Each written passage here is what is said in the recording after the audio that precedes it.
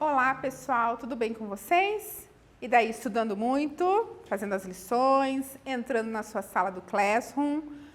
Muito bem. Então, aqui com a professora Tatiana, vamos para mais uma aula de arte, certo? E para você que está aí em casa, assistindo pela televisão, pelo computador, na internet, ou pelo celular, ou pelo aplicativo Aula Paraná, vamos então para mais uma aula de arte. Antes da gente começar um novo assunto, vamos ver o que é que a gente viu na aula anterior. Vamos relembrar? Olha só, aula passada, a gente viu as características do modernismo e suas fases. Conhecemos alguns artistas, dentre eles Tarsila do Amaral e suas fases no modernismo, e falamos sobre o movimento antropofágico. Lembram disso? Lembraram? Muito bem, né? Então, vamos seguir em frente? Vamos seguir para frente e ver o que a gente tem de mais interessante? Olha só, artistas modernistas. A gente vai ver, pessoal, sobre mais alguns artistas modernistas ou aprofundar sobre os que a gente já conhece, certo? Vamos ver o que tem de interessante? Olha só, nesta aula nós vamos conhecer as obras do artista Di Cavalcanti e Heitor Villa-Lobos.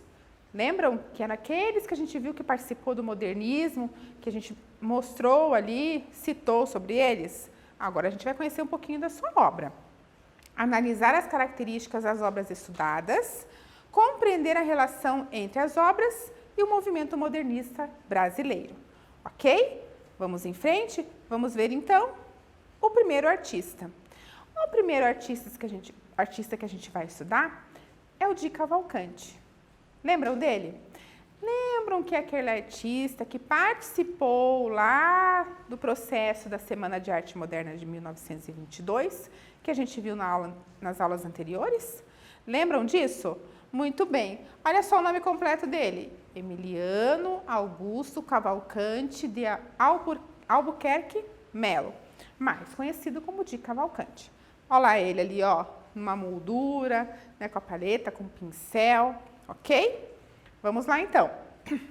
Vamos lembrar que foi ele que fez o cartaz da Semana de Arte Moderna, que fez a capa do catálogo dessa semana. Então, a gente já conhecia ele por causa disso, lembram?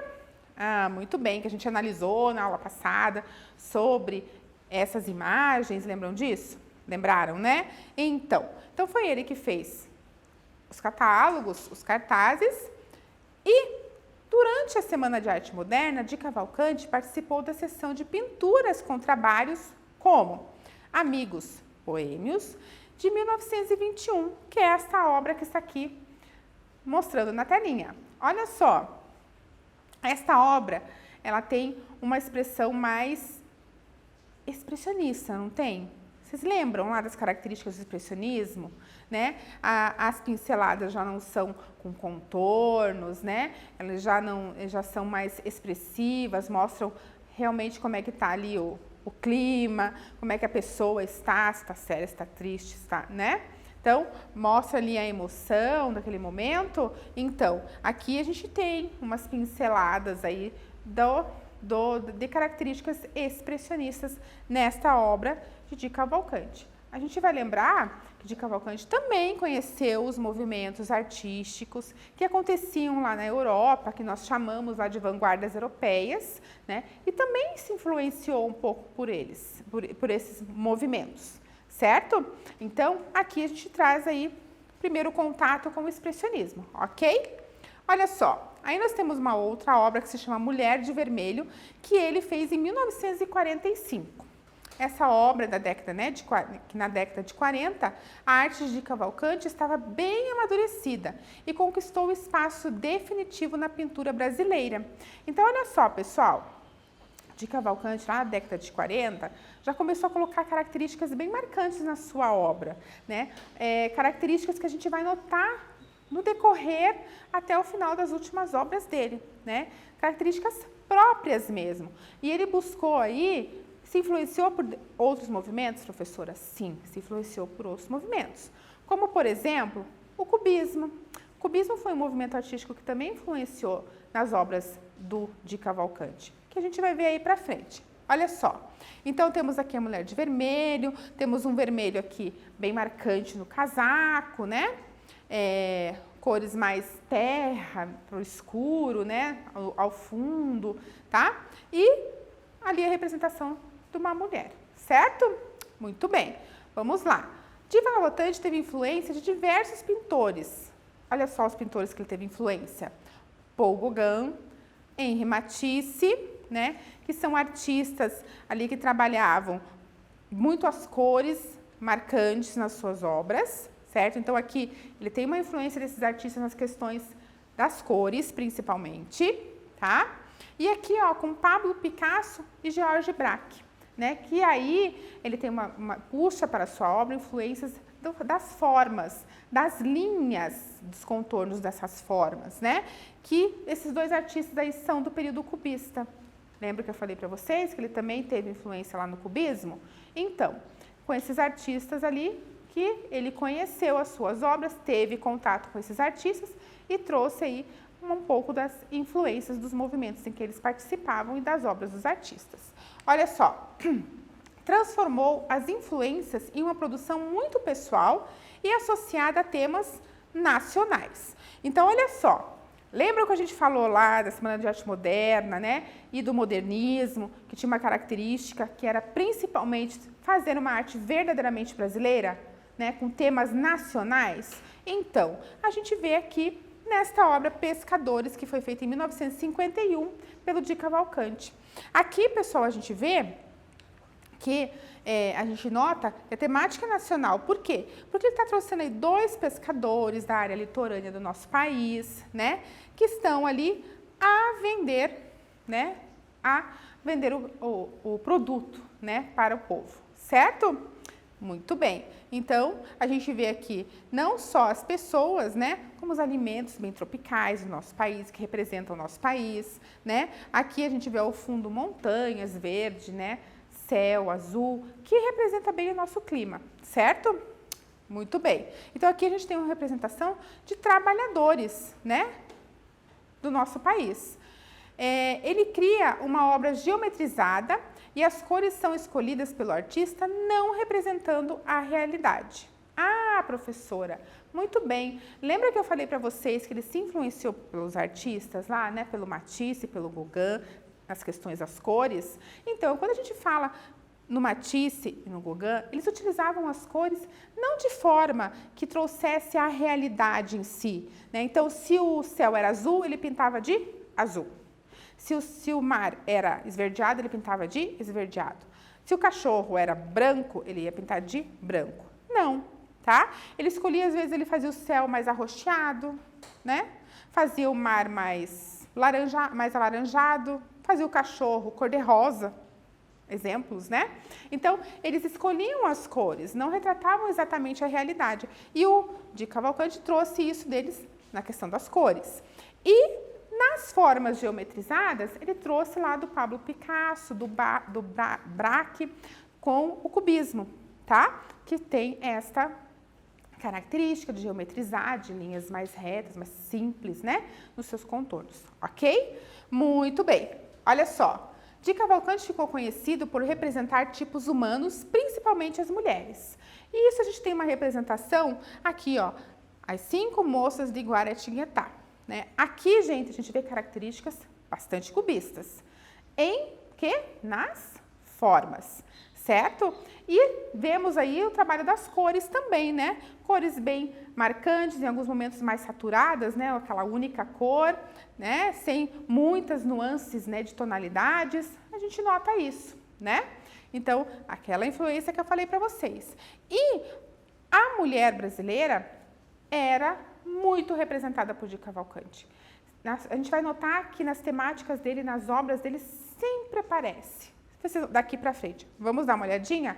Vamos lá. Olha só. Nas obras de Di Cavalcante, notamos a influência dos movimentos artísticos como o cubismo e o fauvismo, que eu falei para vocês, né, que é lá dos artistas que eu apresentei para vocês lá no começo da aula, certo?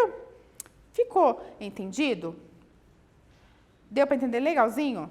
Muito bem. Vamos em frente então. Olha só, na década de 70, Di Cavalcanti completou 75 anos. Em comemoração ao aniversário do Di Cavalcanti, gente, lá em São Paulo, fizeram um selo com as 5 moças de Guaratinguetá, né? Homenageando o artista, né? O seu aniversário, criaram um selo. Professora, mas que selo é esse para colecionar? Para colecionar também, né, pessoal? Muitos devem ter esse selo aí como coleção. Mas naquela época, na década de 70, gente, era a carta que rolava, hein? Para se comunicar com as pessoas. Não era internet, WhatsApp, e-mail, não era isso, não.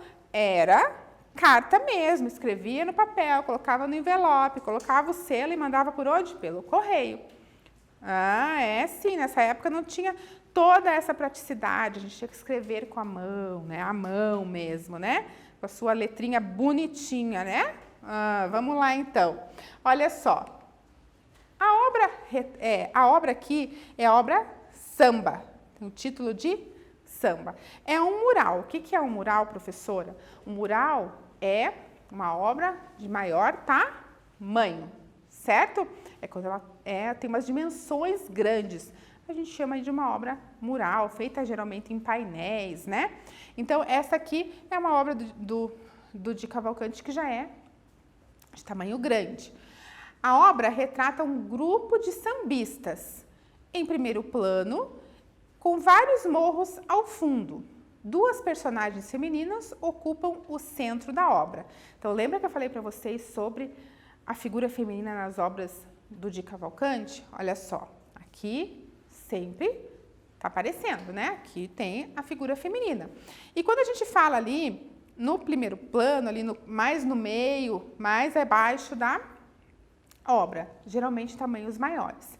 E a gente nota que também uma característica do cubismo aqui, dessas formas mais geometrizadas das casas, linhas mais simplificadas das formas, é que parece estar tudo mais ou menos no mesmo plano, né? Bidimensional, vamos dizer assim, né? Não, a gente não tem aquele trabalho de perspectiva, né? Que parece sendo uma fotografia da realidade, certo? Vamos em frente. O mural retrata um dos estilos da música mais característica do Brasil, não é verdade? O samba não é uma característica do nosso país? E é uma característica que lá fora do nosso país todo mundo já linka. Falou em Brasil, está falando em samba, né? Está falando em carnaval, algo que envolva o samba, né? Sempre é lembrado, nosso país é lembrado por esse estilo musical e de dança muito característico daqui. E ele representa aqui nesta obra. Olha só, aí eu estou trazendo para vocês uma obra que não é do Di Cavalcanti, tá? Se chama Baile no Moulin Rouge, de Toulouse-Lautrec. Este artista fez essa obra em 1890. Ele é lá do final do século XIX, com os pós-impressionistas, na época do Van Gogh, mais ou menos, para vocês se familiarizarem, ok? Olha só, ela apresenta um grupo de aristocratas dançando na inauguração do Moulin Rouge. Olha que interessante, né? O ambiente é uma casa de dança, né? Ou de bailes que está sendo inaugurada. E ele representou aqui. O Toulouse-Lautrec, ele gostava muito de representar essa vida boêmia, vamos falar assim. Ele gostava muito de representar os bailes, os bares, né? As casas noturnas ali daquela época. Era um dos temas que ele gostava bastante, ok? Olha só, vamos seguir em frente. Observe as 2 obras. Vamos olhar bem essas 2 obras, tá? Aqui do Di Cavalcanti, aqui do Toulouse-Lautrec, ok? Vamos ver os elementos que nós temos nessa primeira obra do Di Cavalcanti. Temos as mulheres, temos pessoas, né? Temos, vamos dizer assim, as casas, né? Temos flores, temos instrumentos musicais, né? Então, temos elementos que representam o samba. E olha que a gente parece que vê uma movimentação aqui, principalmente nessa mulher aqui, né? De dança, nesse rapaz aqui também de dança, né? Do samba. E ao lado, nós temos a obra do Toulouse-Lautrec, que traz ali a moça, né, dançando aqui, dá para perceber que é o momento que ela está fazendo passos de dança, certo? Né? Em volta temos várias pessoas, né, no ambiente que a gente vê fechado por causa da iluminação, das colunas e tudo mais, certo? Observaram bem? Ok. Agora eu vou fazer uma pergunta para vocês dessas obras, certo? Um exercício. Observando as obras Samba de Cavalcante e Baile no Moulin Rouge, de Toulouse-Lautrec, faça uma comparação entre as obras e dê sua opinião sobre o que cada uma delas expressa. Possuem de similar e de diferente. Viu por que eu pedi para vocês observarem? Eu fiz uma leitura com vocês. Agora, vejo vocês fazerem esse exercício, vendo aí o que tem de semelhança e de diferença. Ok? Daqui a pouquinho a gente volta.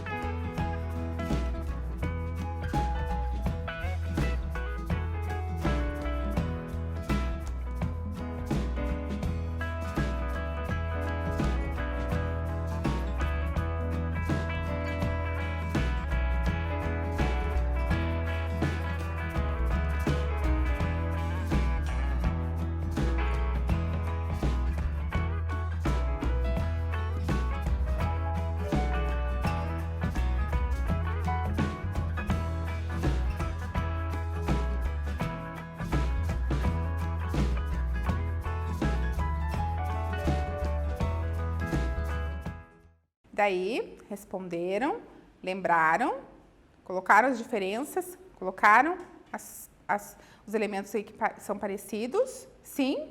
Então, vamos lá? Eu vou dar uma sugestão para vocês aqui de resposta, tá? Lógico que vocês podem ter escrito de uma forma diferente, ok? Mas se tiver as mesmas intenções, né? Estiver dentro do contexto, não tem problema.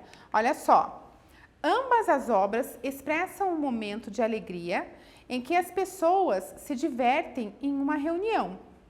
Possuem em comum o elemento da figura feminina ao centro da obra.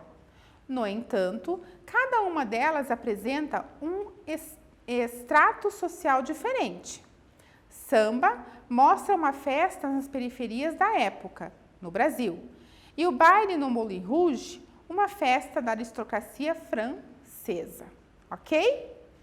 Então, se vocês colocaram aqui, principalmente, pessoal, o que está falando ali, que é um momento de alegria, que as pessoas estão se divertindo numa reunião, né? Que a figura feminina é o centro da obra, né? E que mostra aí a diferença, né, estado social das obras, né, das pessoas, ok, tá? Não precisa ser nessas palavras e nesses termos, certo? Vamos seguir em frente, então? Vamos lá! Olha só, com mais um quiz.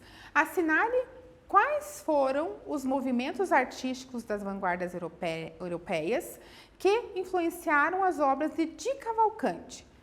Fauvismo, cubismo, futurismo e dadaísmo. Um tempinho para vocês responderem bem rapidinho, a gente já volta.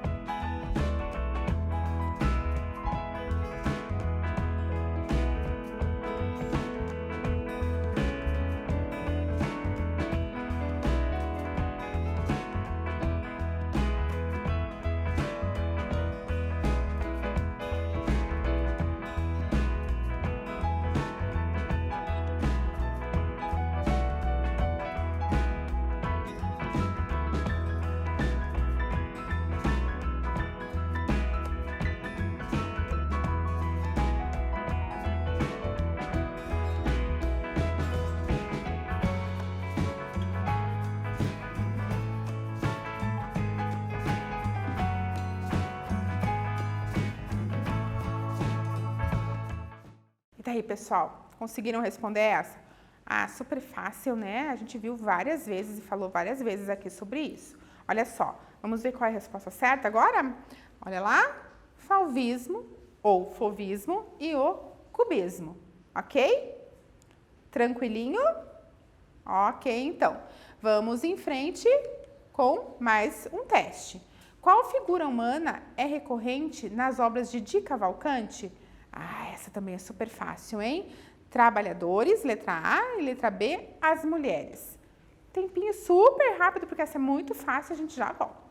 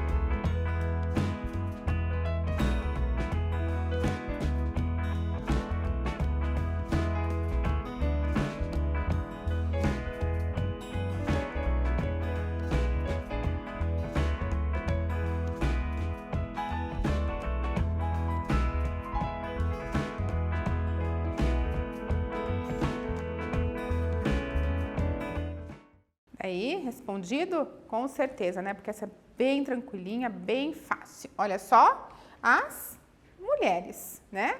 Lembram lá que o elemento feminino nas obras de Di Cavalcanti são, assim, quase sempre presentes, tá? Não é sempre, porque tem muitas outras temáticas que trazem outros elementos, mas quase sempre estão presentes nas suas obras, ok? Vamos lá, então. Heitor Villa-Lobos. A gente falou sobre Heitor Villa-Lobos lá na aula da Semana de Arte Moderna, lembram? Que ele participou, né, como integrante ali da música no evento que aconteceu lá em 1922, certo? Lembram disso? Então, agora a gente vai conhecer um pouquinho mais a fundo o Heitor Villa-Lobos, né? Que é mais chamado de Villa-Lobos, certo? Vamos seguir então e vamos ver o que a gente tem de interessante sobre ele para mostrar.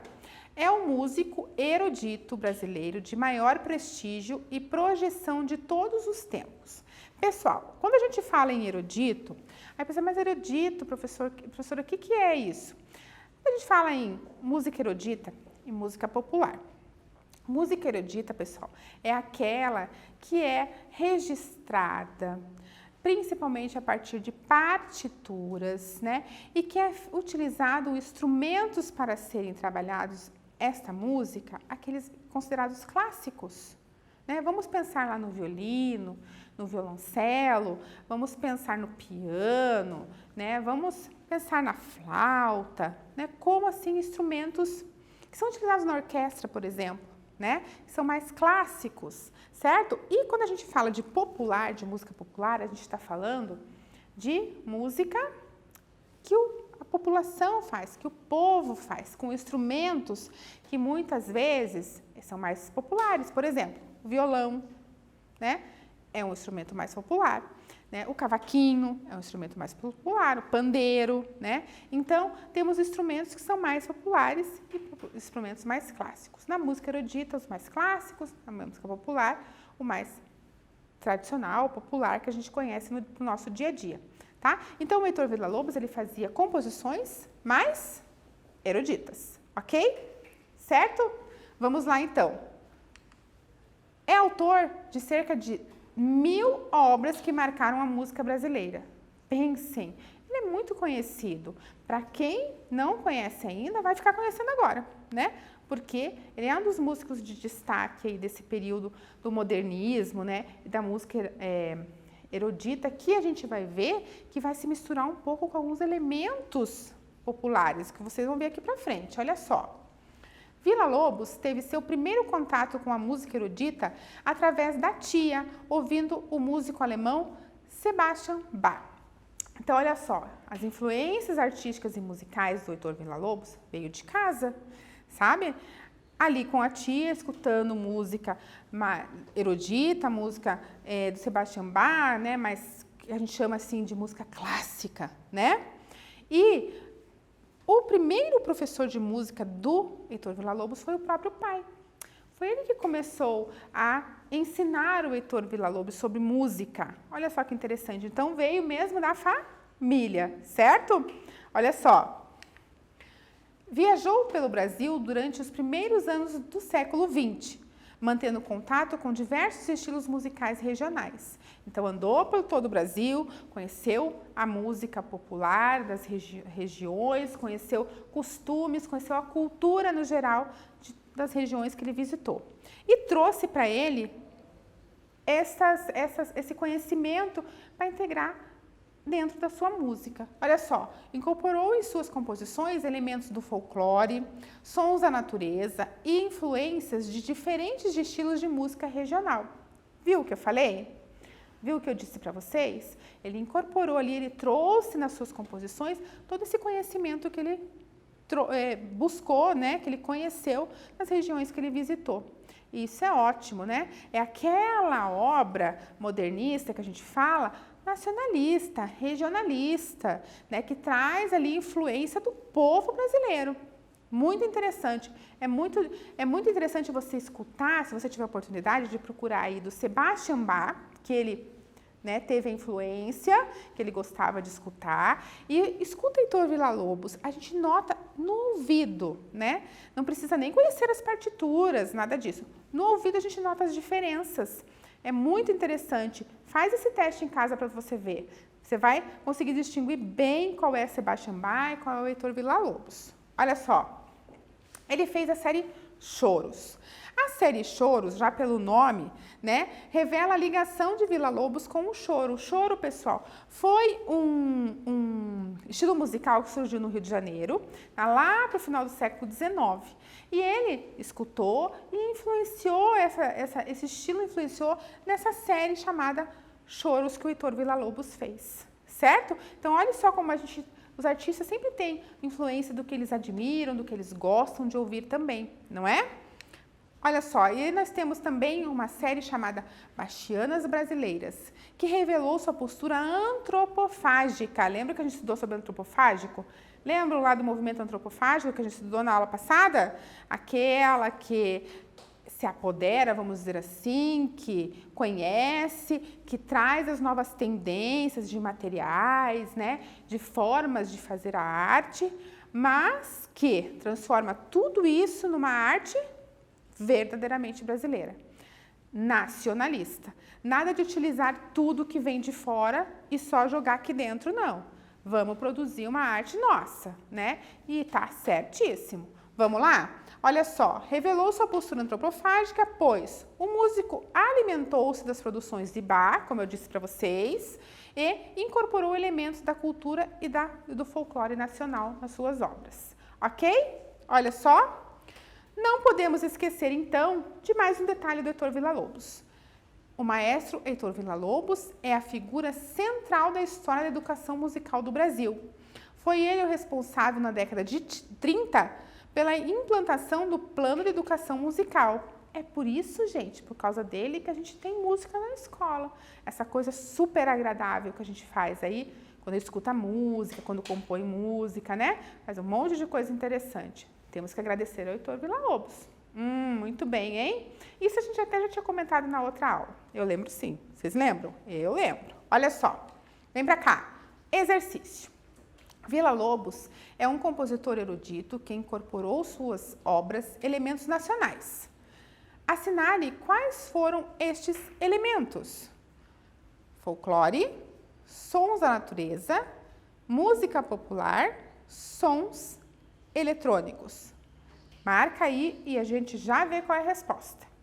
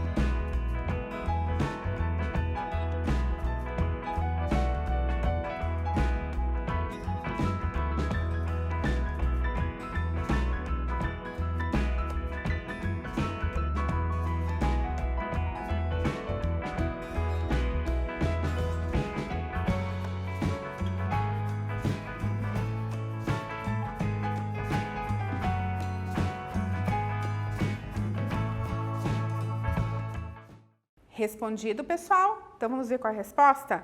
Vem comigo aqui e vamos descobrir. Olha só, folclore, sons da natureza e música popular. Vimos agora, né, como ele trouxe elementos nacionais para suas composições, ok? Mais um exercício para vocês. Heitor Villa-Lobos revelou uma postura antropofágica ao alimentar-se das produções de Bach e incorporar elementos da cultura e do folclore nacional em suas produções. A afirmativa está certa ou errada? Bem rapidinho para vocês pensarem e a gente já volta.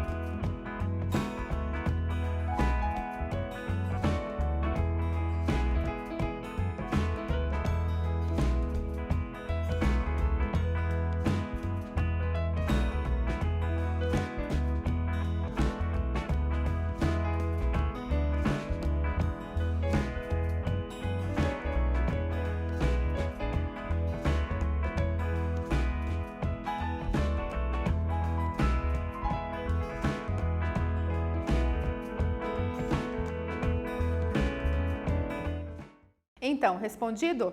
Tenho certeza que vocês responderam, né? Super fácil, super fácil. Resposta certa, né? A afirmativa está corretíssima. Ok? Vamos em frente com mais um exercício agora. Olha só. De Cavalcante e Heitor Villa-Lobos, apesar de utilizarem diferentes linguagens artísticas, um a pintura e o outro a música, ambos partilham de características semelhantes em suas obras. Quais são essas características? Agora é uma questão para você pensar, hein? Lembrar do que eu mostrei para vocês, lembrar do que a gente conheceu, do que a gente estudou e responder, ok? Tempo para vocês, a gente já volta.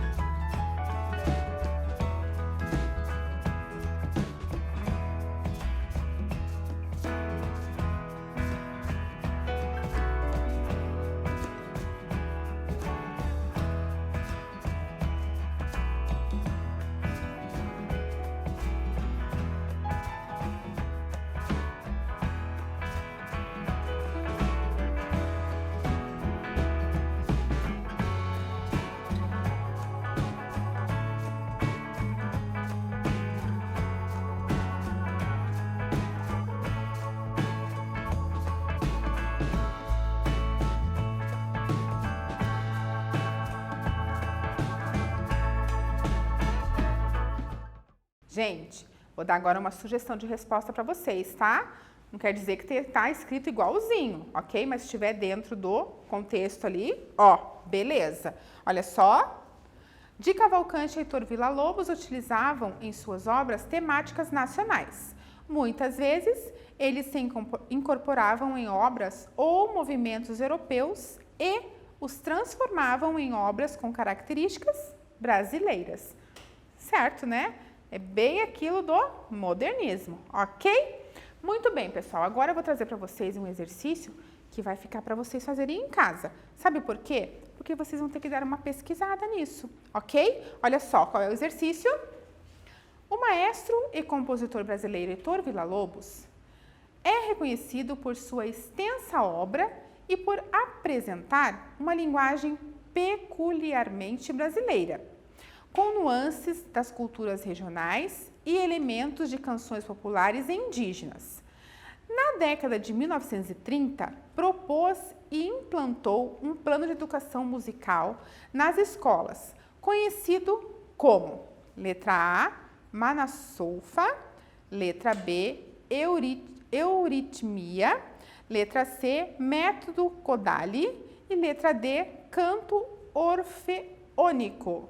Então, eu vou deixar para vocês pesquisarem em casa isso para ver qual foi dessas 4 alternativas, opções que eu te dei, que é a resposta certa.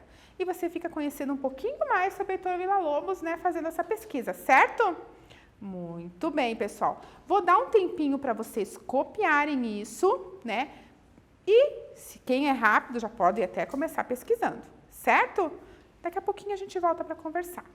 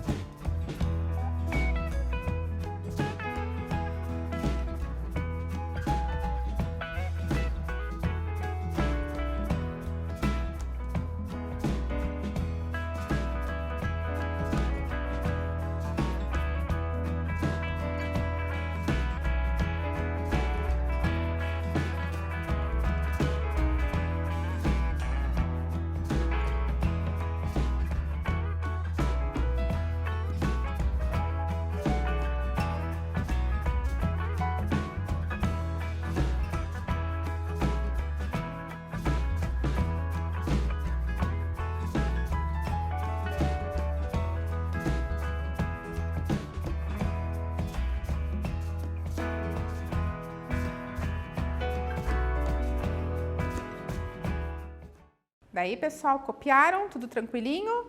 Muito bem. Então, olha só, por hoje é só. A gente viu aí sobre o Di Cavalcanti, a gente viu sobre o Heitor Villa-Lobos, conhecemos mais a fundo, um pouquinho mais a fundo sobre eles. Se vocês tiverem interesse, procurem lá na internet, tem os sites oficiais deles para vocês lerem e verem suas obras, ok?